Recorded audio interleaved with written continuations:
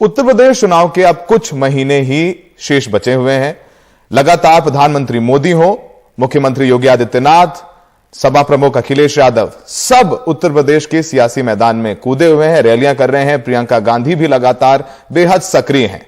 साफ तौर पर अभी तक यह निकल करके आ रहा है कि कोई बड़ा गठबंधन नहीं हो रहा है। हमने देखा 2017 में अखिलेश यादव और कांग्रेस साथ आए थे, उसके बाद 2019 में मायावती और समाजवादी पार्टी का गठबंधन हुआ था, लेकिन अखिलेश ने अब तक साफ किया है कि कोई नया गठबंधन नहीं होगा। इन 5 सालों में उत्तर प्रदेश की राजनीति में एक नया नाम उभर कर सामने आया है। जब इस नाम की हम बात करते हैं तो संघर्ष सामने आता है, चाहे वो हाथरस हो, चाहे वो दिल्ली में एक नाबालिग बच्ची से बलात्कार का मामला हो, चाहे वो SC/ST आरक्षण का मामला हो, चाहे वो बेरोजगारी का मुद्दा हो, लगातार वो सड़कों पर मौजूद रहे। इनका नाम है चंद्रशेखर। चंद्रशेखर भीम आर्मी के प्रमुख हैं और इन्होंने भी फैसला लिया है कि वो उत्तर प्रदेश में इस बार सियासी मैदान में उतरेंगे। उनकी पार्टी चुनाव लड़ेगी। उत्तर प्रदेश की सभी विधानसभा सीटों में चुनाव लड़ने की भी उन्होंने घोषणा की है। चंद्रशेखर, हमसे बात करने के लिए बहुत बहुत शुक्रिया। आप जब से राजनीति में आए हैं, कहा जाता है कि आप संघर्ष की राजनीति करते हैं, मुद्दों की राजनीति करते हैं, और जब जब आपके बारे में बात की जाती है तो कोई बड़ा राजनीतिक दल आपके खिलाफ बोलता हुआ नजर नहीं आता है। लेकिन जब बहन जी मायावती से आपके बारे में पूछा जाता है तो नाराज हो जाती हैं, क्योंकि वो जिस अनुसूचित जाति के वोट बैंक को अपना समझती हैं, या उनको वो परंपरागत तौर पर वो वोट बैंक मिलता भी है, ऐसा लगता है कि उस वोट बैंक के छिन जाने के संकेत मिलते हैं अगर आप चुनावी मैदान में आ जाते हैं। तो चंद्रशेखर, क्या है आपका चुनावी रणनीति? क्या सोच रहे हैं? कैसे मैदान में आएंगे? उत्तर प्रदेश की सियासत में कैसे स्थापित करेंगे आप? देखिए, ये लोकतंत्र है और जनता का आशीर्वाद जिसको मिलता है वो बड़ी पार्टी छोटी पार्टी हो जाता है। जनता जिसको सपोर्ट करती आगे बढ़ाती है वो सरकार बना लेता है। तो मेरी पहचान तो संघर्ष से है, और मैंने जिनको आदर्श माना, मानव साहब श्री काशीराम, उन्होंने अपनी जिंदगी के अंतिम समय तक संघर्ष किया। तो अब उत्तर प्रदेश में हमारा प्रथम चुनाव के लिए जो सबसे ज्यादा जरूरी होता है चुनाव लड़ने के लिए, वो होता है संगठन। तो संगठन हमारा तैयार हो चुका है, बूथ कमेटियां हमारी तैयार हो चुकी 403 विधानसभा की। अब हम मेहनत से जो मुद्दे हैं, जैसे बेरोजगारी का मुद्दा है, जैसे महंगाई का मुद्दा है, जैसे किसानों के मुद्दे हैं, जैसे महिला सशक्तिकरण, कानून व्यवस्था का मुद्दा है, वो तमाम मुद्दे जिनसे जनता प्रभावित होती है, हम उन मुद्दों पे काम कर रहे हैं। और लगातार हमारी टीम जहां भी atrocity, schedule caste, backward minority के लोगों के साथ होती है, वहां खड़ी रहती है। तो मुझे लगता है कि सिर्फ जो है चुनाव के समय उनके बीच जाना राजनीति नहीं होती है। मेरे हिसाब से पूरे 5 साल उनकी जिम्मेदारी लेना, जिसने आपको वोट दिया, ठीक है, उसने अपनी जिम्मेदारी आपको दी है, तो उनकी जिम्मेदारी निभाना भी राजनीति होती है, और इससे हम लोग सक्रिय। ठीक है चंद्रशेखर, क्या है, कैसे करेंगे राजनीति? क्या कोई गठबंधन में शामिल होना चाहते हैं आप?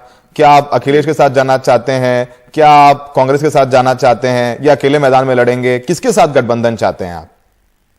देखिए, मुझे अभी ये सवाल कुछ दिन पहले भी पूछा गया, तो मैंने इस पर जवाब दिया कि अगर गठबंधन की बात आएगी तो मेरी प्रायोरिटी सर्वप्रथम माननीय बहन जी रहेगी, क्योंकि इसके पीछे एक कारण, चुनाव खत्म हो जाएगा, अगर बहुजन समाज के लोग सरकार में न आए तो पूरे 5 साल जो अन्याय अत्याचार जुर्म जाति उनके साथ होगी, अब उस पर कोई नहीं आएगा लड़ने, तब वहां भीम आर्मी और आजाद समाज पार्टी खड़ी रहेगी।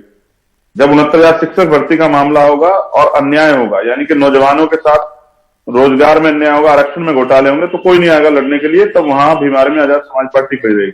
तो यानी आप जब सत्ता में बैठे लोग, सौरभ भाई, जब सत्ता में बैठे लोग सत्ता का दुरुपयोग करके गरीबों की जमीन छीनेंगे, गरीबों की जमीन दबाएंगे, उनके घर जलाएंगे, तब कोई नहीं आएगा। जब दलितों की लाशें पड़ी होंगी सड़कों पे, मुसलमानों के ऊपर गोली चलेगी, तब कोई नहीं आएगा। तो चंद्रशेखर उनकी लाशों को अपने हाथ में लेकर न्याय दिलाने के लिए घूमता फिरेगा। इसलिए मेरा प्रयास था कि बहुजन समाज पार्टी और आजाद समाज पार्टी गठबंधन हो जाए। मैंने पहल की है, जबकि हमेशा उनकी तरफ से मैं अपमानित होता रहा, लेकिन मेरे लिए जी आप मायावती जी के साथ गठबंधन करना चाहते हैं चंद्रशेखर, लेकिन जब जब आपके बारे में सवाल पूछा जाता है बहन जी से, तो बहन जी नाराज हो जाती हैं।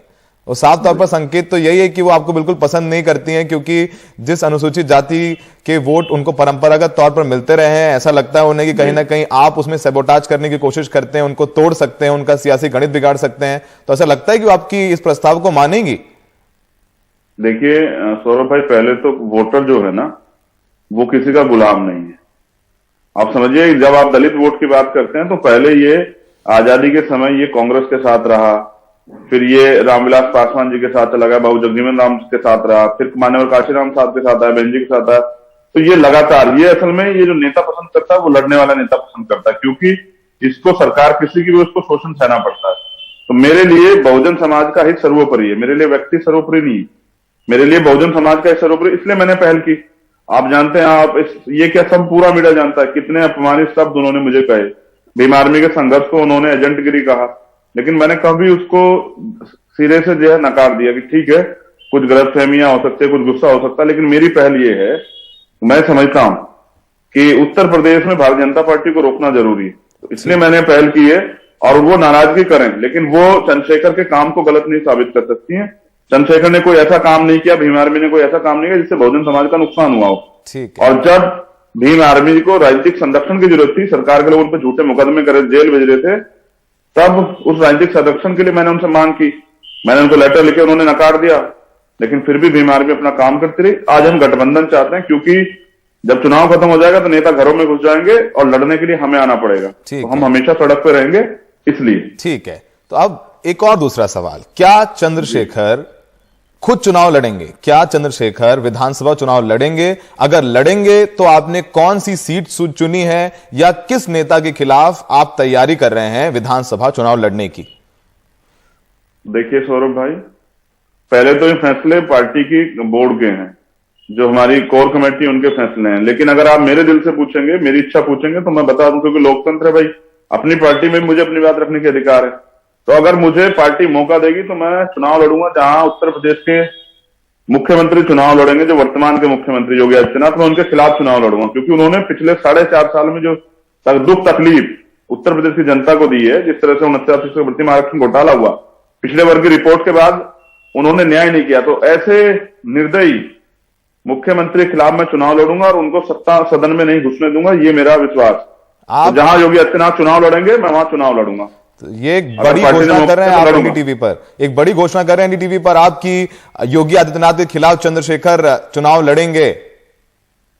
पिछली बार क्या हुआ था ना, लोकसभा में मैंने देश के प्राइम मिनिस्टर के खिलाफ भी लड़ने का फैसला लिया था, लेकिन पिछली बार हमारा दल नहीं था, तो बहन जी ने कह दिया कि चंद्रशेखर वहां लड़ेंगे तो मोदी जीत जाएंगे, चंद्रशेखर बीजेपी की मदद कर रहे हैं, तो मैं नहीं लड़ा। लेकिन इस बार हमारा दल है, और अगर पार्टी मौका देगी तो मैं कमिटमेंट कर रहा हूं कि मैं योगी आदित्यनाथ जी के खिलाफ चुनाव लड़ूंगा, वो कोई सी सीट तय कर लें। और ऐसा नहीं मैं सुरक्षित सीटों पर चुनाव लड़ूंगा, मैं वहां लड़ूंगा जहां योगी आदित्यनाथ चुनाव लड़ेंगे। मेरे लिए सदन में जाना नहीं, मेरे लिए उनको सदन से रोकना बहुत इंपॉर्टेंट। तो आप एक चीज और समझिए सौरभ भाई जी, 403 विधानसभा की सीटें हैं जी, 86 जिसमें आरक्षित हैं, 84 शेड्यूल कास्ट के लिए, 2 शेड्यूल ट्राइब के लिए, उसके बाद बची 317 सीटें, उन पर भी हमें चुनाव लड़ाना है। तो हमारी तैयारी पूरे उत्तर प्रदेश में है।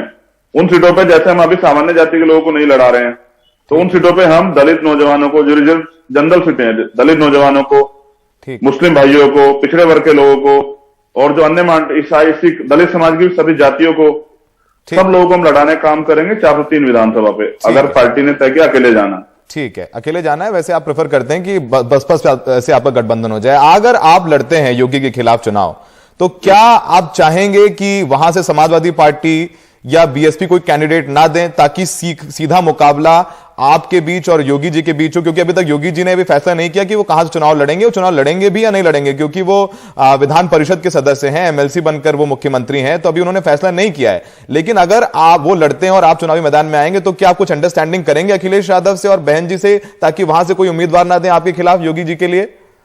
देखिए, जब हम ये कहते हैं कि हमें भारतीय जनता पार्टी को रोकना है, तो भारतीय जनता पार्टी के जो सीएम कैंडिडेट फेस हैं, तो उनको रोकना जरूरी है। तो क्या तो बहन जी लड़ लें, या अखिलेश भाई लड़ लें, या फिर वो नहीं लड़ते तो मुझे छोड़ दें कि मैं लड़ूं। देखिए, ऐसा है ना, वो बीजेपी के सबसे ताकतवर नेता उत्तर प्रदेश के, उनके खिलाफ लड़ने के लिए ताकतवर व्यक्ति चाहिए। मैं समझता हूं कि मैं ताकतवर हूं और मैं उन्हें हरा सकता हूं, तो मेरी ये मांग रहेगी कि भाई इस पे विपक्ष के लोग भी सोचें, और अगर वो उनकी मदद करने के लिए कोई प्रत्याशी लड़ाएंगे तो अलग बात है। बेसिकली जब मैं जनता के बीच जाऊंगा तो जनता जानती है कि ये व्यक्ति बिकाऊ व्यक्ति नहीं, टिकाऊ व्यक्ति, और ये लड़ेगा और ये भागेगा नहीं मैदान छोड़ के।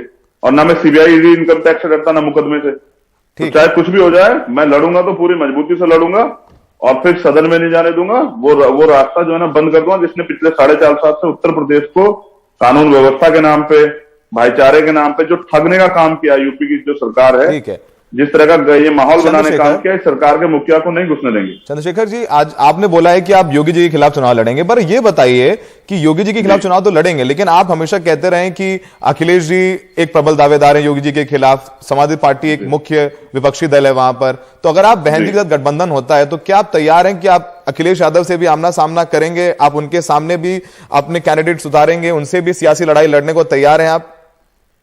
देखिए, बिल्कुल साफ तौर पर कह रहा हूं, मैंने पहले भी कहा, जिनसे समझौता होगा उनसे संघर्ष नहीं होगा, और जिनसे संघर्ष होगा उनसे समझौता नहीं होगा। तो जब हम चुनाव लड़ने जाएंगे तो मैं किसी को फ्री में तो नहीं कहने वाला कि आप अपने यहाँ प्रत्याशी लड़ा लीजिए, हम यहाँ से विड्रॉ कर देते हैं। देखो, जनता जिसको पसंद करेगी वो जीतेगा। तो फिर तो जब आपका कोई गठबंधन नहीं होगा, फिर तो आपको लड़ाना पड़ेगा भाई। अगर कोई समझौता हो जाता है तो फिर गठबंधन धर्म निभाना पड़ेगा, अदरवाइज उसके बाद जो है ना, फिर सीधी लड़ाई होगी। हमारा प्रयास रहेगा हम अपने प्रत्याशी जिता के भेजें।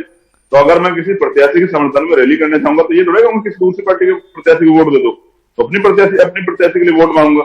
और मेरा विश्वास है उत्तर प्रदेश की जनता ने सबको देख लिया है। ठीक है, अब उत्तर प्रदेश की जनता परेशान है और वो नए लोगों को मौका देना चाहती है। ठीक है, किसान परेशान है, नौजवान परेशान है, महिलाएं परेशान है, ठीक है, व्यापारी परेशान है।